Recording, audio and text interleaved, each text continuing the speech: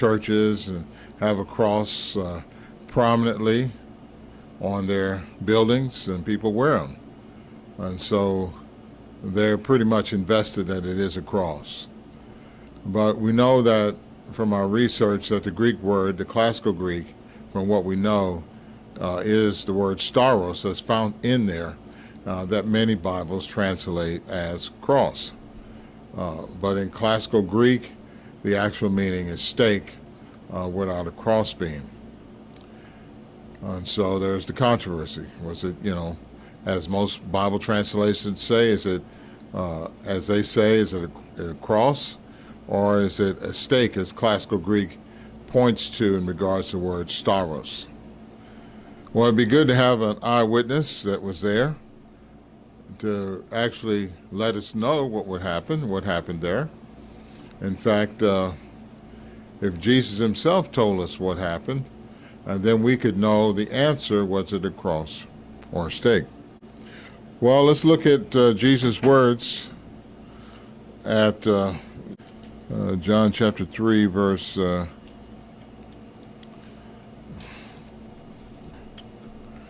verse 14. Jesus says, just as Moses lifted up the serpent in the wilderness, so the Son of Man must be lifted up. Okay, so now he points us to what happened in Moses lifting up the serpent in the wilderness.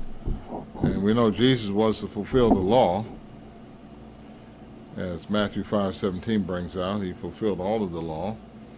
And so now he's pointing us to how the copper serpent was done back in the time of Israel. They rebelled. God sent serpents their way. And being sent to them, they killed them because of their rebellion. So Moses had to do exactly as God said in order to save them. So we go to Numbers chapter 21. And we look at verse 8. Jehovah said to Moses, make a replica of a poisonous snake and put it on a pole. Then when anyone has been bitten, he will have to look at it in order to keep alive.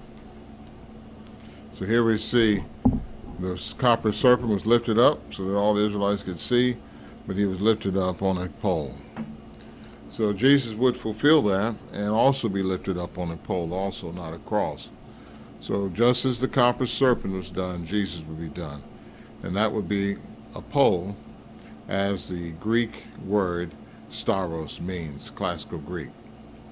So this undercuts all these churches and those who prominently carry the cross, that they're actually